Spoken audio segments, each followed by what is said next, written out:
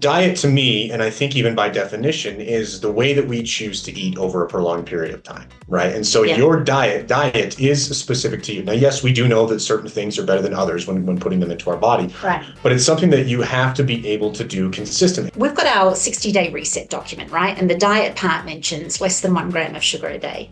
Well, if I was a client and someone said that to me, I'd be like, oh, you're whistling Dixie. I can't do that. But it's about trending in the right direction, being more mindful with your diet, engaging in intentional, deliberate exercise. We know that the more muscle you have on your body, the higher your mitochondria and metabolism operate, and therefore the more fat you will burn. Individuals with more muscle mass burn more calories than those that don't, simply because they have more muscle on their body. So that is another reason that weight training consistently is important. When I'm taking these peptides, I sleep significantly better. And when I sleep better, I recover better. When I recover better, I perform better. When I perform better, I build more muscle, and therefore it dominoes down into It's just everything's better. Everything, just domino effects, obviously, from sleep. And Reagan's spoken about sleep many, many times.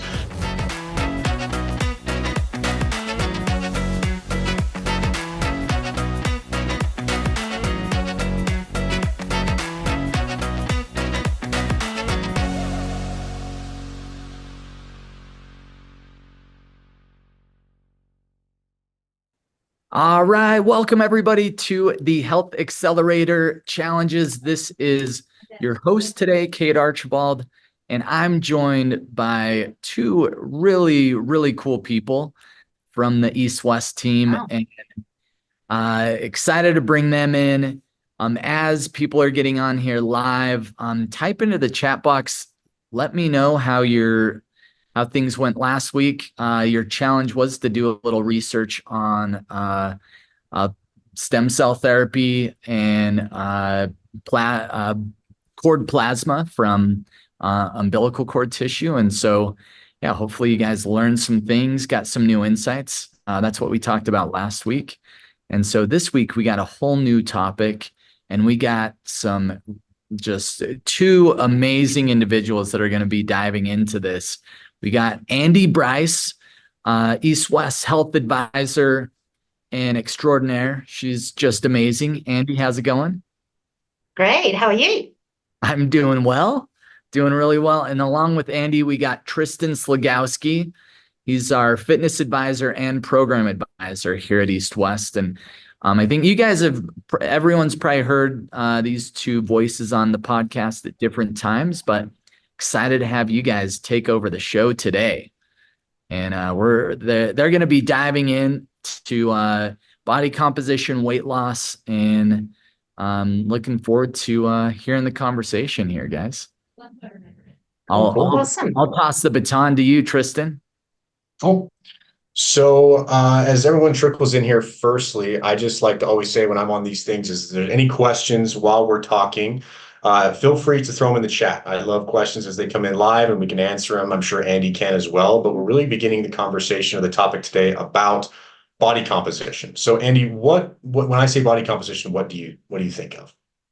I go straight to muscle versus fat ratio. Mm-hmm. What does that look like? Where am I at? Mm-hmm. Where do I need to be? Mm-hmm. Absolutely. So body composition, much like what Andie said, it's really important because oftentimes all of us are fixated on the scale, right? What does the scale say, right? We're all fixated on this number. Yeah. And how does it pertain to, my health? And so I always tell people when I'm talking to them on the fitness side of things that body composition is much like what Andie said, the relation between fat and muscle. So what's going on in the number reflected on the scale is not always indicative of how your body is performing. So we have a number of fat percentage as it relates to not only muscle mass, but every other part of the body, being the bone density and even intracellular water weight. And the number one way that we can record this as far as the gold standard goes is what's called a DEXA. Have you had a DEXA scan done here recently? No, I've never had a DEXA done, but now that we have the STIQ in place, I'll probably be more, just through availability. But as Trysten said, the DEXA is seen as the gold standard, and that is something that certainly we can refer you off to have done. And it's an awesome tool, beginning of program and end of program, to see your progress and really measure the results that count, not the number on the scale. Absolutely. Don't do that. Absolutely. And a great point that Andie made there is that we can, especially if we work with people, this happens all the time where the scale isn't necessarily moving, right? Or it only goes down by 1 to 2, maybe 3 pounds, and people are wanting it to go down 10 to 15 pounds. Understandably, and that's oftentimes what the goal is, but sometimes we'll have a DEXA scan run at the beginning where we see this body fat percentage. And then we have it run in the end, but the overall weight stayed the same. So for example, here, someone comes in and they're 200 pounds with a 15% body composition as far as body fat is concerned. When they scan again, they're 198 pounds, but now they're 11 to 10% body fat, right? We know then that they lost fat and they gained muscle, or therefore recomped the body. Mm-hmm. Yeah. And there's so many factors that come into play there, right? And as we're touching on it, a lot of it is about your attitude and approach to it. So, and particularly, I think women, and you would probably have this experience with your fitness advising component, women are more focused on the number on the scale than men tend to be. Men tend to be able to be a little bit less tied to that. Would you say that was fair from your experience? For sure. Yeah. For sure. So as women, we really, we're measured every day by everyone. It sucks. It's just constant kick in the dick, right? So we measured by society, by how we look, about how we're aging, about our weight, so we're so engaged in it, and it's a lot to let go of that attitude of the number. And we had a client recently who finished her program. And, HIPAA, I won't mention names, but so Trysten knows who I'm talking about. It was one of Nikki's favorite clients. And she had a weight in mind. And I just had my last health coaching with her probably 3 or 4 weeks ago. She didn't hit her weight, but she's wearing the smallest size she's ever worn. And she feels like $1 million. And she was like, I know you guys told me this at the start of the program, but it was really hard for me to wrap my head around, to not focus on the scales, to focus on what she's doing, how she's feeling in her clothes, how her fitness is, and on the tool that we have in the clinic also, the StyQ, which Trysten will know more about from the sciencey side. I've got no idea. But, it does a similar thing to the DEXA scan, and we have it here in the clinic. So it's an available tool to everyone. Hopefully you're all coming in for your retreat day, and you'll be able to, come in and have the StyQ done beginning and end, and you can really see the progress. It's all about the progress and, the small steps you can make rather than that number on the scale. Yeah, absolutely. And with regards to the StyQ, right? Generally speaking, without getting too nerdy here, what it's using is infrared, so laser, right? And it's using there's a method out there known as skin caliper measurement, right? And some of you may have had this done. I know I had to do this a million times when I was going through school, where you take a caliper and you're actually measuring skin folds at various places on the body. And males have different measurement sites as opposed to females, because males and females tend to store fat in different areas. So each male and female has its own different protocol. This uses that same idea, but then with infrared laser measurements. So you're almost removing the human error component, because there's always a human error associated when we go in and we usually use a caliper. Even people that have been doing it for years, there's still a human error that we have to account for. And the same thing goes for this. There's still an error, I say on average, a 3 to 5% error on average with the StyQ. And then the DEXA uses an X-ray technology where it's actually scanning over the top of you. And that is why it's considered the gold standard with regards to the technology we have available. And so if any of you are interested in getting a DEXA, I do believe that we just worked out an affiliate with the our local to Utah, or here in Utah, and we're able to get you scheduled. And then as part of your program, you can get a DEXA scan done at no charge to you guys. So that's a new development that I just learned about, I think, within the last 2 days. Yeah, it's pretty cool that we're able to get that worked out. So just reach out to me or to Nikki, and then we can get that going for you as far as the DEXA is concerned. Now, Andie, one question for you is, because you probably deal with this even more so than I do, is we know what body composition is now. We know how it pertains to overall health. What's the best way then to go about lowering the overall body composition and body fat percentage? Look, it's what we do every day. And I say this to my clients all the time in coaching. Our commitment to our health is a commitment we make every day. Okay. So it's the small incremental steps, and particularly within the health coaching environment, we've got our 60-day reset document, right? And the diet part mentions less than 1 gram of sugar a day. Well, if I was a client and someone said that to me, I'd be like, oh, you're whistling Dixie. I can't do that. But it's about trending in the right direction, being more mindful with your diet, engaging in intentional, deliberate exercise, which, of course, Trysten and Nikki Bott, Tristen's partner in the fitness side of things, are so good at what they do. And where I come in as a health coach, I layer into that doing things that you enjoy that are active, because if you don't enjoy it, you're not going to engage in it. If you enjoy it, you're going to do more of it. Weirdly, I love my treadmill. I love being on the treadmill. I go downstairs most mornings, I set up my iPad, I watch something completely vapid on Netflix, and yeah, I know. Because I can just tune out, and I'm on there and I pound it out, and I love it. That's my thing that I do. I love hiking. So it's all about, if you haven't been active, like I said, within the health coaching space, finding things that you love to do, and also following Trysten and Nikki's advice on the fittest programs that we run, which is so valuable.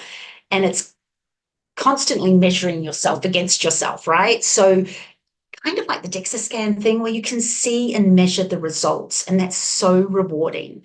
So set yourself up for success by finding things that you engage in, and we can also support you from the other side, from the aspect of, hey, diet.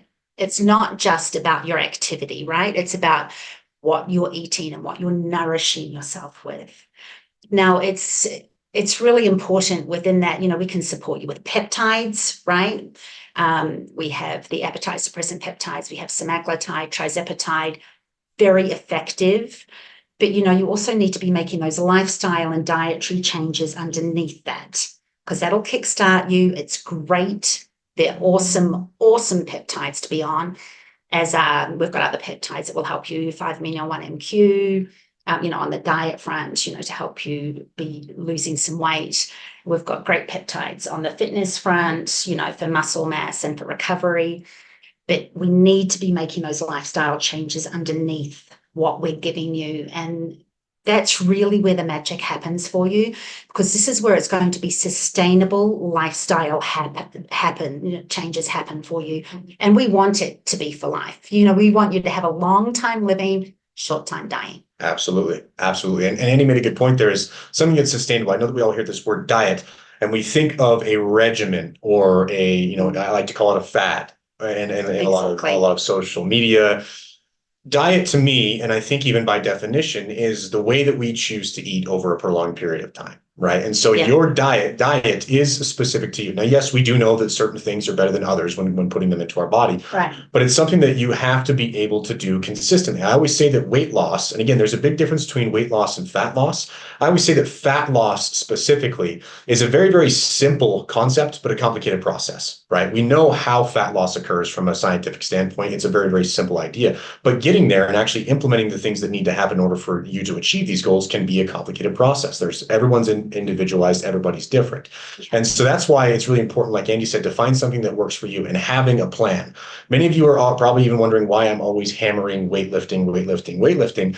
Well, not only is it super important for longevity and living longer and being stable as we age, it's also really important from a fat loss perspective. We know that the more muscle you have on your body, the higher your mitochondria and metabolism operate, and therefore the more fat you will burn. Individuals with more muscle mass burn more calories than those that don't, simply because they have more muscle on their body. So that is another reason that weight training consistently is important. And with that, having a plan. I know that I go to the gym all the time and see people that simply wander around from machine to machine. They feel uncomfortable to be there. They might even do things at their house where they'll do a few. That would be me if I was at the gym. Right. I don't like the gym, but back to find what works for you, right? Yeah, find what works for you. Yeah. And so, but just having a plan, having a set out plan, okay, this is what I'm going to do going into this is massively important. Instead of trying to just go in and think, okay, I'm just going to be active, that's great. But we also want to have a way to measure our progress and make sure that we are doing what we love, but also able to track and tangibly become better. Because much like with anything else, human beings are very much like to live in what's called homeostasis, meaning we want to just live with the least amount of energy expenditure possible, not changing. And this is what oftentimes people tend to be in every day. They become homeostatic and they're just kind of moving through the motions. And that's kind of what tends to get us in trouble. And so always, again, finding what you love, but finding ways to challenge yourself and provide new milestones to achieve prevents us from entering that mindset and that overall pathway. Yeah. And just to build a little on what Trysten said when he said diet, I don't know if anyone noticed, I said what nourishes you. I don't tend to talk about, you know, the word diet as in what we consume regularly. I try to talk to people about what nourishes you, because what nourishes you serves you. And I try to encourage people to see their food as what nourishes and what doesn't, you know. And I think there's, you know, eating disorders within, you know, to split it between genders, it's 10-1. For every 10 women, there's only one man. I'm not to belittle that men suffer with eating disorders too. They do. However, it is, you know, so much more, you know, prevalent in the female population. And eating disorders cover all sorts of things. It's not just anorexia and bulimia, it's body dysmorphia. It's also overeating. And that's the flip side of anorexia. And, you know, there's a lot of an emotional component that comes in with, you know, how we're nourishing ourselves or how we're not nourishing ourselves, you know, how we're sabotaging ourselves. You know, there can be so many triggers for people, whether it's a feeling of no control in your life, that's over and under eating, you know, whether, and also anorexia and bulimia, or whether it's, you know, feeling abandoned, whether it's feeling, you know, there's so many emotions that come in. And I think Avery is our other health coach. So Avery and myself, you know, we have a lot of education and also, you know, some personal experiences in these areas to be able to help people work out, what is it making you do this? What is your root cause of this presenting problem, of being able to crack, I need to be focusing on what nourishes me instead of using food to punish or to comfort or to fill a void, whether it's loneliness, control. Like I was saying, there's so many issues that come into play. And I think here at East West, we have such a great team with so many different levels of education, sources of education, life experience, that you'd be hard pressed to find a group of people with those components, but also with the passion to help you and find what works for you. And we see such amazing results, you know, within population groups around body composition and, you know, weight and, you know, finding new ways to nourish themselves that are life-sustaining. I think we get such good results. Like, people, I don't want to say graduate, but, you know, when people finish their programs, the feedback is phenomenal on that help and support. Mm-hmm. Yeah, absolutely. And one thing, you know, even pertaining to, I like what Andie said, where there is a massive difference in males and females, and then that skew with how many suffer from eating disorders. Yeah. And I like to shine light on, you know, body composition usually is thought of as, I have too much body fat. I want to reduce that number, not only because it improves my confidence, but also makes me healthier. There is a flip side of that coin, and many individuals struggle to gain weight. And oftentimes, I believe that skinny shaming is just as offensive as fat shaming can be, especially to a lot of people, right? And having someone that any shame, right? Can't we let this go? Yeah, you know, it's so toxic, mm-hmm. and people can make throwaway comments that they think are funny or entertaining, and it's like, it's not. I mean, chances are with those stats, you know, we all know someone, you know, close to someone that has suffered with eating disorders at any level. Like I said, any component of that big basket of what that means and how that presents. And, you know, we just need to rewire in how we think and what we say to people. And, you know, that I don't know if it's still on in Australia. I don't think it is. It was this dude, Rove McManus, and he had a show, like a variety show. He was really funny. It was on. None of us are going to have any idea what you're talking about. But they're going to get on YouTube and go, who's Rove McManus? And he would always say at the end of his show, say hi to your mum from me. And it was always such a kind, nice thing to say, right? Didn't Ellen DeGeneres always end with be kind to one another or something like that? You never watched Ellen. You're not an Ellen, do you? Not a guy, but no surprises there. So, you know, it's just about really being kind and thoughtful and thinking about really thinking about the other person. We can't be in someone else's shoes. We never can. But take a moment to know that you can't. Mm-hmm. So therefore, default to the kindness. The shaming shit's got to go. Yeah, absolutely. Yeah. Absolutely. Yeah. But it is important to talk about the other side of that coin, because we do tend to think about, you know, people that are carrying more weight get that shame. And, you know, it is dished out. But also, we need to be mindful that other people who are struggling to maintain weight and build muscle mass, which can help you with really well. So, yeah. So, we do need to be aware and be kind to each other. And I mentioned earlier a couple of the peptides for helping with weight loss.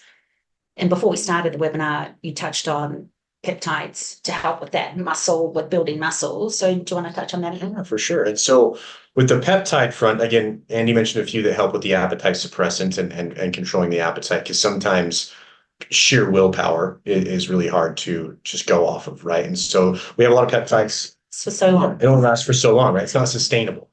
And so on the muscle building component, things like the CJC1295, the ipamorelin, the sermorelin, even the MK677, all of these are designed to, they stimulate the pituitary gland to secrete more growth hormone. And growth hormone is paramount in not only building muscle, but also the fat burning process, right? And so you'll oftentimes see, when you hear growth hormone, it's often associated with the bodybuilding community and injecting it exogenously from a different source to gain as much muscle as possible. Now, yes, that does work, but there's a multitude of side effects that come along with this. We know that has countless health risks associated with this.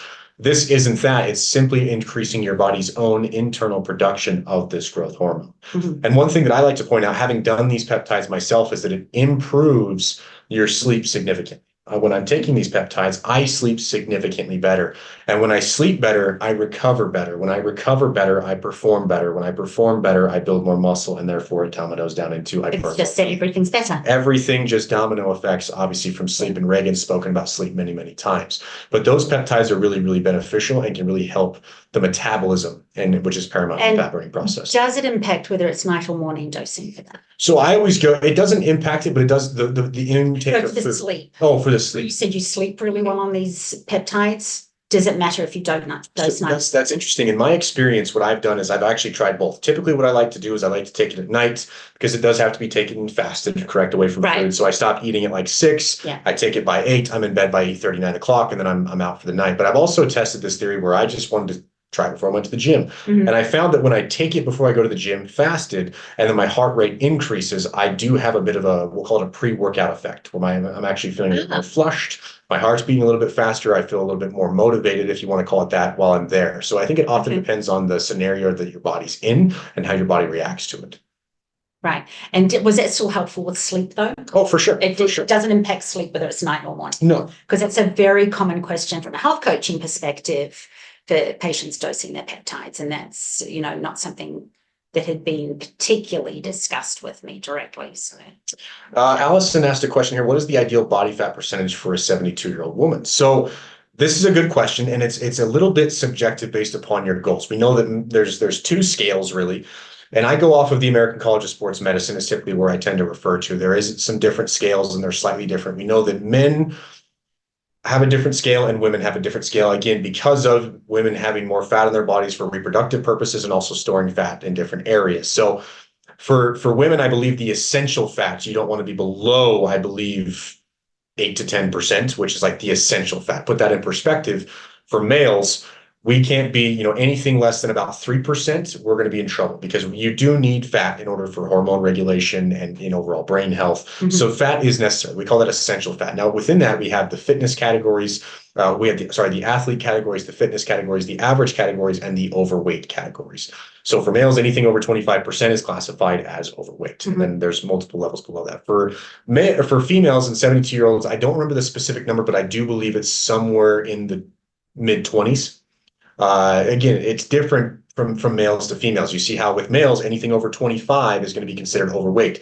Anything in the mid to low 20s for females is then considered average, and possibly even in that fitness category, because of how the fat is distributed and the importance of fat in each one of the bodies.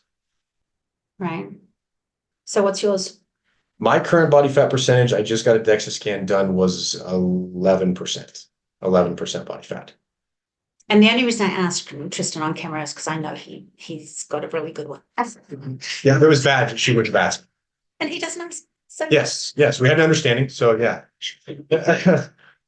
But yeah, it's overall really what body composition is. It's a great metric for not only how you're feeling, because I do find that the number that we see in the body composition can have a direct impact on how you're feeling with your confidence, but also just physiologically. Those that have a higher percentage of body fat have a number of health risks associated with that. Those that have a lower is it's really important to understand that how to get it lower, but also how to maintain it. I think that also ties back into what Andie was saying about finding something that you doing something that you love on the dietary front as well as the exercise front. Because it's one thing to hit that goal. It's another thing to maintain that goal over a long period of time. Oh, yeah.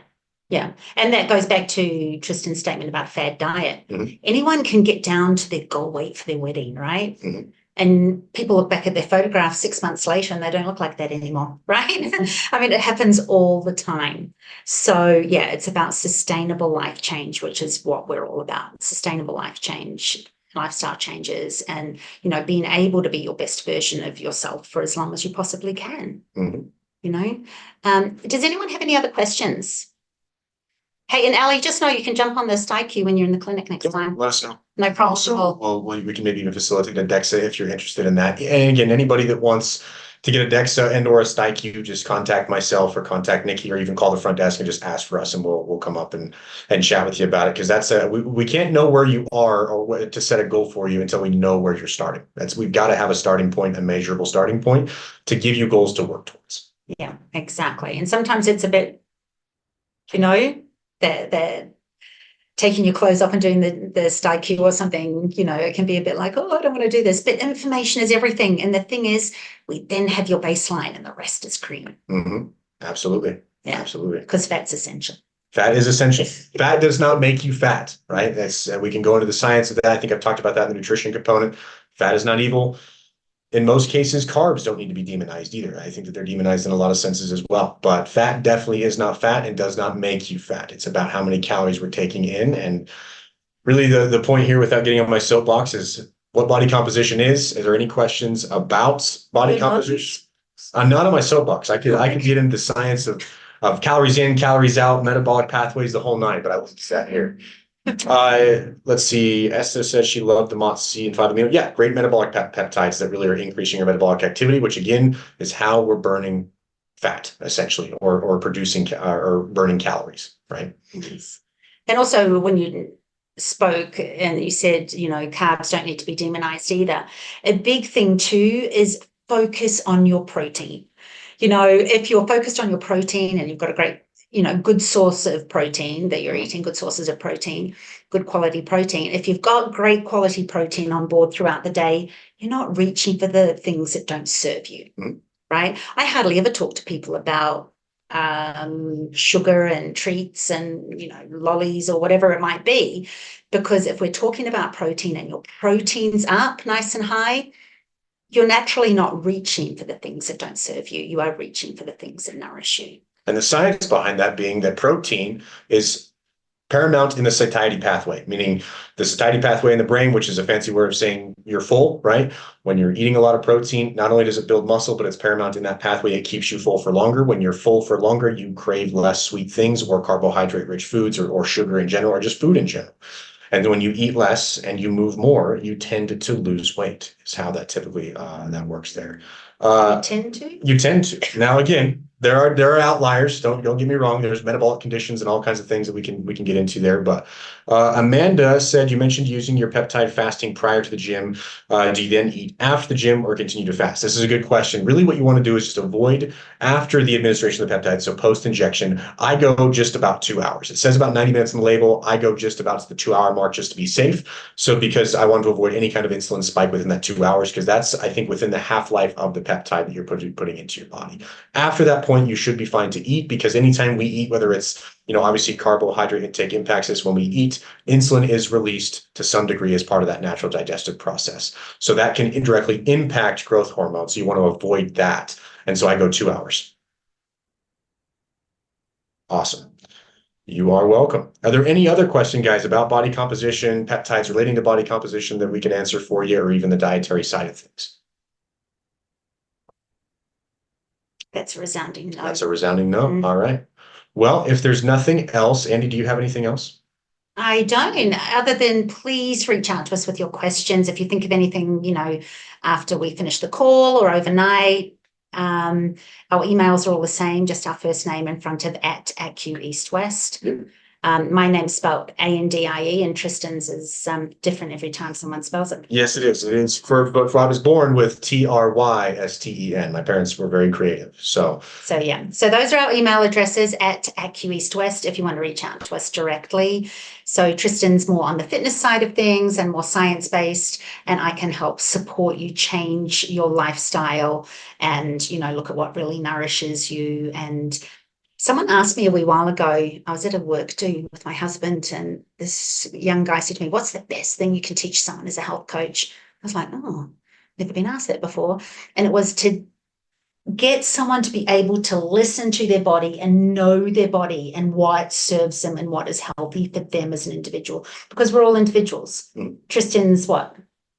How old are you? 27. 27-year-old man. I'm a 61-year-old woman. Things we do are never going to line up, right? They're not the same. We are not in the same basket in any way, shape, or form. So for me as a health coach is helping people unfold and know what works for them and what is sustainable for them, for their health and longevity. So you want to tap into it? Flick us an email. Well said. Well said. Well, guys, I think that's about it as far as body comp. Again, reach out to us with any questions or concerns that you have. We're happy to answer those. And if all else fails, just give the clinic a call and Layla will put you in contact with us. And we will see everybody next week. Do you happen to know what the topic of next week's is? I don't remember. I have no idea. Okay. Well, it will be posted, and we will see you guys next week.